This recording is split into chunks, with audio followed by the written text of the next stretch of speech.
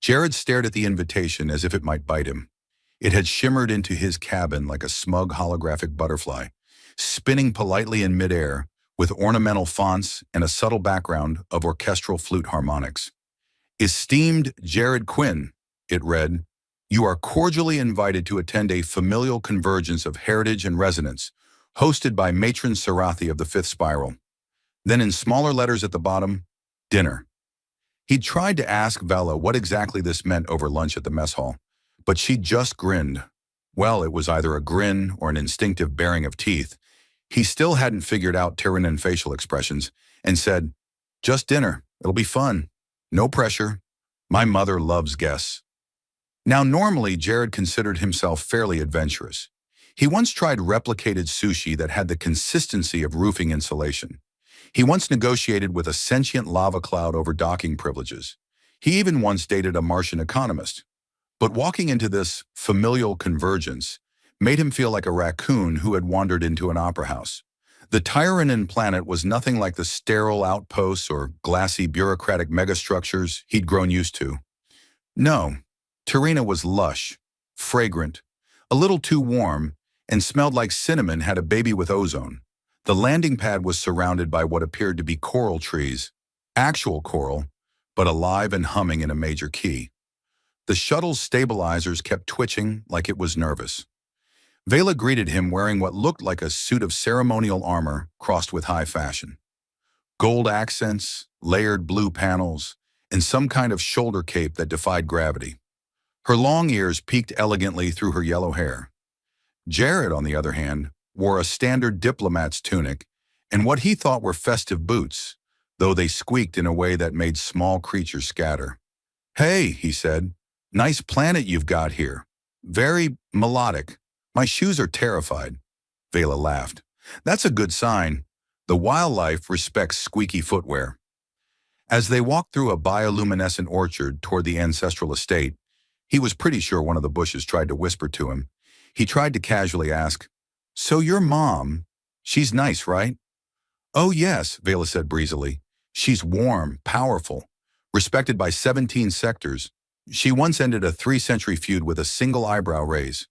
Oh good, Jared said. So basically she's a cosmic godmother, and I'm showing up with diplomatic socks and a panic disorder.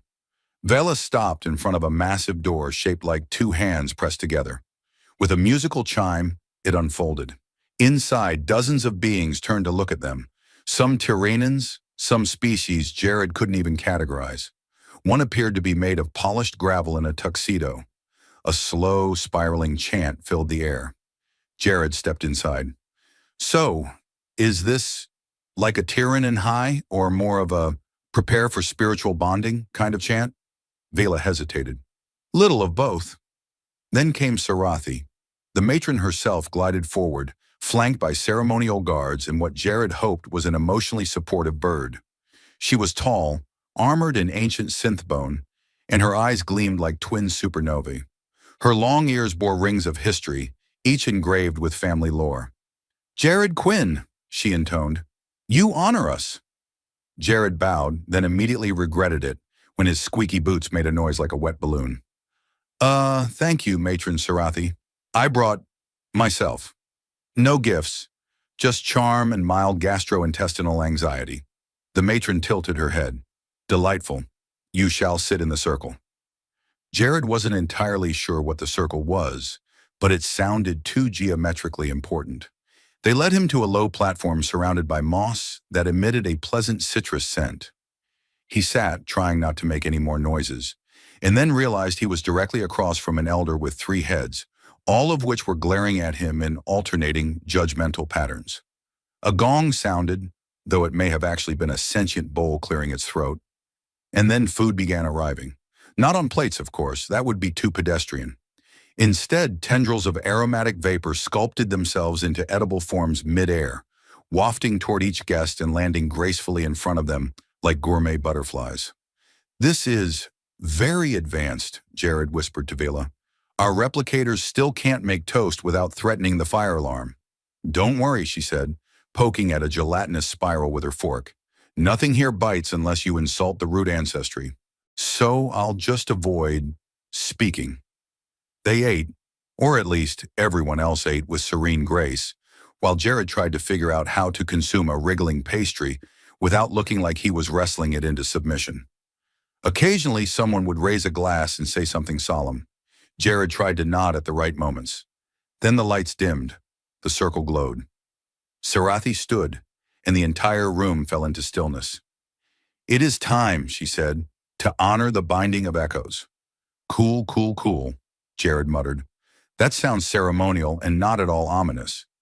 From somewhere above, strands of light descended, brushing his forehead. "You are the guest," Sarathi declared, "the outsider who steps into the ancestral stream. Tonight you are chosen to witness the sharing of breath, memory, and fate." "Wait, I thought I was here for dinner," Jared whispered. Vela didn't look at him. "This is dinner." One of the strands of light began to pulse. A child passed him a sphere filled with swirling mist. Someone began singing. Another being, possibly a priest or an ambitious jellyfish, raised an ornate rod and tapped it on Jared's shoulder. "Okay," Jared said, "so just so I'm clear, are we metaphorically binding, or is this the kind of ritual where I wake up with a new last name and part-time telepathy?" Sarathi smiled. "Yes." And that was the moment Jared realized he was in way, way over his head. Jared had always thought that being the center of attention might feel flattering. You know, people watching you with admiration, maybe a polite round of applause, someone handing you a drink with a tiny umbrella in it. Not this. This was being the focal point of a silent, glowing room full of aliens whose expressions hovered somewhere between ceremonial awe and interdimensional judgment. He held the mist-filled sphere like it might detonate.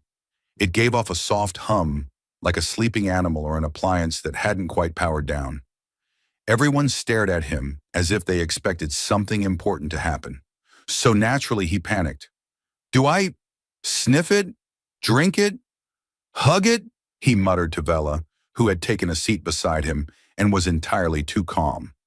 "Breathe it in," she said without looking at him. "Gently, it's a memory vapor." "Is there a chance it's someone else's memory of, say, falling off a cliff?" Vela raised one long eyebrow. "Maybe. But you'd learn something." He took a cautious breath. The vapor slipped up his nose like silk made of nostalgia.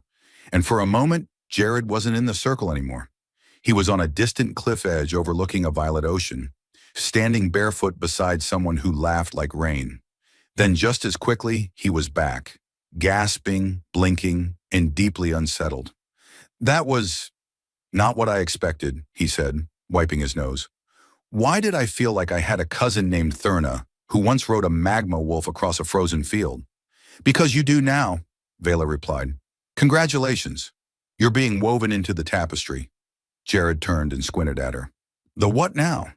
"The familial essence tapestry," she said patiently, like a teacher explaining fractions to a turtle. "Each of those vapors holds ancestral memories. Once inhaled, they bind you to us. Not just socially, neurologically, emotionally, historically. It's a rite of permanence." "I thought I was here for space lasagna and awkward small talk." "You are," said a deep voice behind him. "But you're also a thread now." He turned to see one of the elder uncles, or possibly a very formal, sentient tree, nodding at him. It was hard to tell with the Tyrannins. Their respect looked a lot like very quiet disapproval. Then the floor lit up in concentric circles. Jared stood in the center, and each ring that glowed brought with it a new wave of ceremonial instruments. One that pulsed like a heartbeat, one that looked like a set of bells made from frozen moonlight, and one that may have been a mood-sensitive fruit. "Now begins the test of resonance," Sarathi announced. "Oh, great," Jared whispered. "A test. Just what I love doing at dinner. Will there be a written portion, or is this more of a guess the sacred rhythm, or be politely disintegrated kind of thing?" The instruments started pulsing, and Jared had no idea what was expected. So he did what he always did when faced with the unknown. He improvised. He tapped one of the bells, hummed a few notes of an old Earth sea shanty, and for some reason added jazz hands. There was a moment of silence. Then the fruit glowed blue. Sarathi raised an eyebrow. "Unconventional, but accepted. The room exhaled in unison, and Jared felt like he had just bluffed his way through a sacred concert with the grace of a karaoke machine at a funeral. Later, he was led through a series of chambers inside the estate, each room more elaborate than the last. One was filled with kinetic sculptures that rearranged themselves into family trees as he passed. Another room had projections of past weddings, births, and one intense-looking competitive knitting match. They stopped in front of a high door covered in silver script. Vela gestured. "This is the Hall of Whispers. Only those bound to the family may enter." "I'd say I should sit this one out," Jared said, "but I already inhaled Cousin Thurna, so what the heck?" Inside, the air was thick with ambient memory. Voices murmured from the walls, each one layered with ancient tones and strange harmonics. The lighting came from above, below, and possibly inside his own thoughts. An orb floated down and hovered in front of him. "State your name," it demanded. Jared Quinn, resident of Earth, currently very confused." A series of ancestral images exploded outward from the orb. Warriors, scholars, stargazers, one guy who looked like he ran a bar on a comet. They surrounded him and whispered phrases he couldn't understand but somehow felt. He looked to Vela, who was watching solemnly. "Is this the part where I get assigned a spirit animal or become someone's reincarnated grandfather?" "No," she said. "This is where they decide if you belong." "Couldn't we just arm wrestle or something?" One of the ancestors floated closer and placed an incorporeal hand on Jared's chest. For a moment he felt everything, every heartbreak, every triumph, every decision that shaped this family. And then he saw something else, himself. Not as he was, but as he could be. Stronger, kinder, slightly more graceful. The vision vanished. The orb chimed. Threat accepted. Back in the main hall, Sarathi stood beside a new structure, a long table etched with Jared's name in Tiranan script. "You are now part of our resonance," she said. "You will dine as kin." Jared took his seat. The room relaxed. The mood lifted. Even the sentient fern swayed approvingly. "Quick question," Jared said, holding up his glass. "Now that I'm officially bound by cosmic ancestry, does that come with dental?" Vela nearly choked on her drink. "Number, but it does come with a commemorative cloak and the occasional psychic headache." "Neat. As long as I don't have to fight anyone before dessert." The lights dimmed again, this time gently. Music began, something slow, winding, and full of stars. Jared leaned back, his mind still spinning, but his heart oddly still. He wasn't sure what he'd just agreed to. But the food was good, the company intriguing, and the cloak surprisingly comfy. He sipped his drink. Well, that escalated spiritually. Jared woke to the sensation of a small animal purring on his chest. This would have been adorable if not for the fact that the animal had 3 eyes, levitated slightly above his shirt, and purred in Morse code. He blinked, sat up slowly, and realized he was no longer on the plush recliner in the family chamber, but on what appeared to be a sleeping platform made of woven, bioluminescent tendrils. His borrowed ceremonial cloak had curled up at the edges, like it had dreams of becoming sentient. Vela entered the room with a steaming cup of something that looked like obsidian tea and smelled faintly of cinnamon and planetary regret. "Morning, Thread Brother," she said far too cheerfully. "You say that like it's something I wanted to be when I grew up." She handed him the cup. "You could have said no to the ancestral mist." "I thought it was a fancy Tiranan air freshener. Next thing I know, I have memories of herding plasma goats with an uncle who glows in the dark." "That's Uncle Joro. You'll meet him at lunch." Jared took a sip. The tea sent a wave of warmth through his chest and made his toes feel like they were humming harmonies. "Okay, fine. Maybe I'm into this now." They made their way down to the atrium, where vines moved aside with polite rustling sounds, and a breakfast buffet hovered midair, spinning slowly as dishes rotated into reach. Jared reached for something that looked like a croissant and recoiled when it blinked at him. "Don't eat the drowsers," Vela warned. "They're mostly for aesthetics, and very litigious." He settled for a slice of what appeared to be crystallized fruit and a pastry that occasionally changed color when chewed. Sarathi sat across the table, already adorned in a new robe stitched with constellations that Jared could swear shifted ever so slightly when no one was looking. "Today," she began, "you must undergo the sealing." I was kind of hoping today was tour the Ancestral Museum and watch a documentary about Interstellar Butterflies Day. That's Tuesday, Vela said. Today is sacred binding. Ah, of course, Jared muttered. Sacred binding before brunch. As one does, the sealing took place in a chamber deep beneath the estate, accessible only by a translucent lift that whispered ancestral lullabies on the way down. Jared clutched the rail. Does this thing have safety features or just moral support? At the bottom, a circular platform waited, surrounded by hovering drones emitting slow pulses of harmonic resonance. A giant orb hung in the air above them, glowing faintly with what Jared could only describe as ancient anticipation. A high-ranking elder named Miru approached, carrying a set of ceremonial gloves made of what looked like liquefied glass stitched into shape. You must place your hands in the orb of truth, Miru said gravely. It will record your essence and complete the resonance alignment. Can I just scan my loyalty card instead? Jared asked. Miru didn't laugh. Jared sighed and stepped forward. The orb accepted his touch like it had been waiting for centuries. It flashed, hummed, then pulsed once with a note that somehow sounded approving. A thin tendril of light extended from the orb and embedded itself gently into Jared's chest, vanishing on contact. Okay, that's probably fine, Jared said. You are now fully integrated into our familial frequency, Miru intoned. I feel like I should have signed something. Vela clapped him on the back. Welcome to forever. Come on, now you get to meet the rest of the family. They were led through a long corridor filled with holograms, each depicting past members of the Tyrannan lineage. Some were warriors, some scholars. A few looked like professional gamblers. One particularly enthusiastic projection shouted at Jared in a language that translated roughly as, "You have my cheekbones." The corridor opened into a chamber where a gathering was already in progress. Dozens of Tyrannans were seated on suspended platforms that orbited a central stage. Jared followed Vela to the middle, where cushions floated at perfect ergonomic angles. Is this a family reunion? He whispered. Technically, it's a memory declaration assembly. Sounds like a court hearing for emotions. Basically, yes. One by one, relatives took turns sharing vivid memory projections. Some were happy, first loves, academic victories, the birth of a child who sneezed lasers. Others were somber, like the exile of a cousin who tried to genetically engineer a planet and turned it into an aggressive salad. Then it was Jared's turn. He stood on the stage, the memory projector hovering expectantly. Hi. South, I'm Jared, from Earth. I'm still new to all this, and I don't have a genetically significant moment or a story about winning a duel against the storm god. But I do remember the first time I had hot wings and realized what regret really felt like.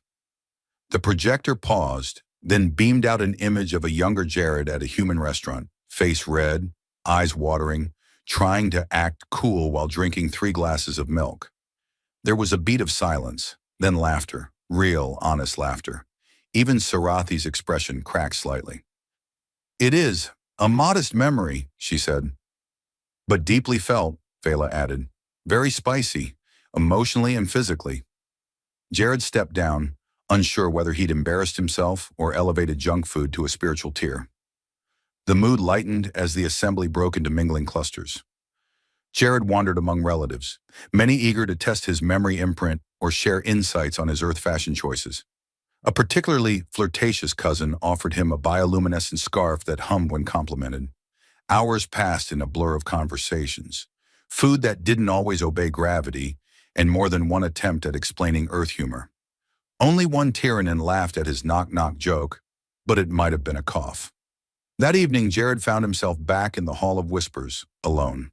The orb floated beside him again, quieter now. You have shared your essence, it said. Now you must understand what it means to carry it forward. A new vision engulfed him. Not a memory, but a possible future. He saw himself walking among Tyrannan children, teaching them to tell stories in multiple languages. He saw Earth and Tyrrhena connected through long corridors of stars, cultures intertwined. He saw himself standing beside Vela, older, wiser, still making inappropriate jokes in sacred spaces. He gasped as the vision ended, breath caught between awe and anxiety.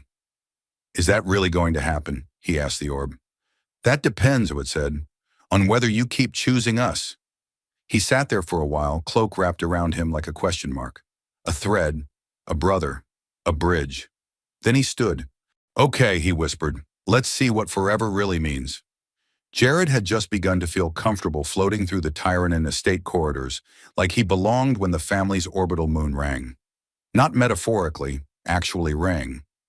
A low melodic tone trembled through the atmosphere, and every Tyronin within a 2-mile radius froze mid-step, mid-bite, or in the case of Uncle Joro, mid-handstand. Vela caught Jared's confused glance and muttered, "Oh no, it's a summons." He blinked. A what? Like, dinner? Worse, council visit. Do they also serve soup, or is it more of a scolding and beaming kind of vibe? Within minutes, the family estate buzzed with movement. Walls retracted. Decorative vines straightened themselves like they were preparing for a military inspection. The decorative orb lamps dimmed one by one until the hallway glowed a respectful twilight gray. Jared tried to blend into the background, but his human silhouette stood out like a cartoon sticker on a classical sculpture. The High Matriarch of the Council is coming personally, Sarathi announced as she floated down the corridor, flanked by 2 ceremonial whisper beasts that looked like glass cats with anxiety issues. We must prepare to receive her with honor, and absolutely no spontaneous interpretive dance this time. Everyone looked at Cousin Lurik, who shrugged. It was one time, and it was emotionally relevant. Jared sidled up to Vela. What exactly does the council want? They monitor all interspecies rituals, especially when it involves bonding. They'll want to evaluate whether your integration is stable, reciprocal, and non-exploitative. I once sent a thank you card for a pizza I didn't order. That counts as reciprocal, right? Not really. Also, if they don't approve, they could nullify the binding. Oh, great. I might get excommunicated for being too emotionally digestible. By mid-morning, a golden rift opened in the sky above the estate. The air shimmered like carbonated glass, and a triangular vessel descended with all the grace of a cosmic ballet. The council ship touched down soundlessly on a hovering pad, its sleek hull covered in shifting sigils that made Jared feel slightly judged.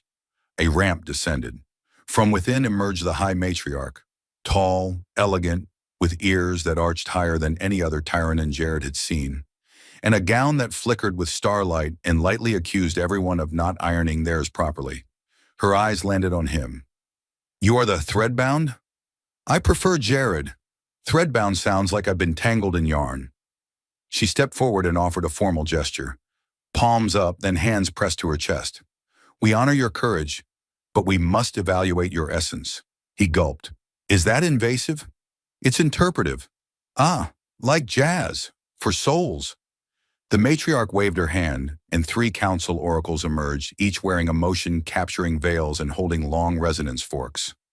Jared was led to the evaluation chamber, a crystalline dome where memories were projected like documentaries narrated by guilt. The oracles circled him, their forks resonating with different frequencies. One of them leaned in. What was the first lie you told in this house? I said I liked the dessert cube. I did not like the dessert cube. It tasted like betrayal and expired toothpaste. The fork flashed green. Honesty, acceptable. Another oracle hummed. Have you considered leaving since the ritual? Only during the memory projection of Sarathi's wedding. 3 hours of traditional Tyronin ululation is a lot for human ears. Fork, yellow. Minor doubt, contextual. The third oracle tilted her head. Do you love them? Jared's heart stuttered. That's a complicated question. I mean, I love Vela's laugh, and I love how Sarathi pretends to disapprove, but secretly encourages chaos. I love that I keep discovering rooms in this place that weren't here yesterday. I love that I feel connected, even when I'm terrified. Fork, white. Potential for bonding resonance, high. The matriarch nodded solemnly. You are sincere and sincerely unprepared, but your threads are true. Jared exhaled. So, do I pass? That is not for us to decide alone. She turned and motioned to the chamber wall, which shimmered and revealed a live feed of the estate. Every member of the family had gathered, from the tiniest hovering child to the elders, with limbs that glowed faintly with ancestral energy. They stood silently, waiting. Sarathi stepped forward. Jared of Earth, we called you guest, then thread brother. Now the family must decide whether you are also one of us. Jared's mind raced. Should he speak? Make a grand gesture? Offer a traditional Earth dance of acceptance? He only knew the chicken dance. It wasn't ideal. Edor. Instead, he took a breath and raised his hand. I may not be Tyrannan by birth, and I definitely don't understand half of what goes on here, but you welcomed me, made me part of something vast and weird and beautiful. I've laughed more in the last 3 days than in most of my adult life. I don't know what the future looks like, but I'd rather face it with all of you, unless the future involves more dessert cubes. In that case, I reserve the right to rebel. A long silence, then laughter. Loud, bright, familial laughter. Even the high matriarch cracked a grin, which Jared assumed caused small suns to burst into blossom somewhere. Sarathi raised her hand. By consent and resonance, we bind you fully. Jared of Earth, you are one of us. A surge of energy rushed through the chamber, warm and shimmering. The orbs in the walls pulsed in unison, releasing a sound like shared relief. As the family swept in to celebrate, Jared caught Vela's eye. So, do I get a badge or something? No badge, just full responsibility and an endless supply of people who now feel entitled to critique your life choices. Sounds exactly like my Earth family, just with more telepathy. Welcome home, Jared. The morning light filtered softly through the transparent dome ceiling of the estate's meditation garden, casting gentle patterns on the softly humming, bioluminescent plants. Jared sat cross-legged on a cushion that adjusted its firmness in response to his restless shifts.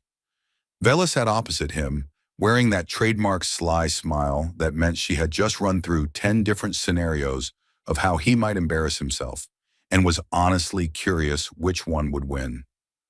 So, Jared said, I'm officially Tyrannan. How does that even work? Do I get a name upgrade or a cosmic tattoo? Vela chuckled. Your name is already woven into our family thread. Tattoos are old-fashioned. We prefer to resonate identity through the luminescent patterns beneath the skin. Yours will glow faintly during moments of high honesty or intense craving for spicy food. Jared flexed his fingers and wiggled his ears, still not used to the subtle twitch they'd inherited during the sealing. Great. So when I'm nervous, I'll look like a bioluminescent disco ball. Just what I always wanted. She laughed and then grew serious. You've changed, Jared, not just because of the binding, but because you've embraced uncertainty, connection, and the strange beauty of a family that isn't blood, but choice. Embracing uncertainty sounds poetic until it's your 4th dinner in a row served by something that looks like a floating jellyfish and tastes like regret wrapped in tangy confusion. Only you would critique our cuisine with such passion, Vela teased. The sound of footsteps approached, and Sarathi appeared, her eyes warm. The council has formally ratified your integration. You carry not only our bloodline, but our hopes for bridging worlds. Jared nodded slowly. I won't pretend I understand everything about being Tyrannan. Some rituals still confuse me, like the time-weaving dance. What even is a time-weaving dance? It's when you dance and slightly rearrange the past, Sarathi said with a mischievous grin. Don't worry, you haven't done it yet. That's comforting. Mostly. Over the following weeks, Jared found his role evolving in ways he never anticipated. He helped document human Tyrannan cultural exchanges, translating ancient tales into Earth languages and cracking jokes that didn't always land, but always made the attempt. Vela and Sarathi frequently teased him about his Earthling literalism, but even that was part of the bond that held them together. One afternoon, while tinkering with an ancient Tyrannan artifact that resembled a crystalline puzzle box, Jared's hands triggered a holographic projection of a long-forgotten ancestor recounting a story of first contact between their people and an extinct species. It was a poignant reminder that survival depended on adaptability, empathy, and the courage to embrace the unknown. Jared smiled. Guess that's my job now, being the bridge. Vela joined him, her expression thoughtful. You're more than a bridge. You're a new thread in our tapestry, weaving Earth's stories into our future. He looked out at the stars beyond the dome, feeling a deep pulse within him, not just of the binding ritual, but of something more profound: belonging. It wasn't always easy, and it wasn't always graceful, but it was real. And hey, Jared added, nudging Vela, if anyone asks, I'll take credit for inventing the dessert cube. Maybe then people will stop pretending to like it. They both laughed as the stars blinked in quiet approval, a silent celebration of a journey that had begun with a simple dinner invitation and ended with a universe of new possibilities.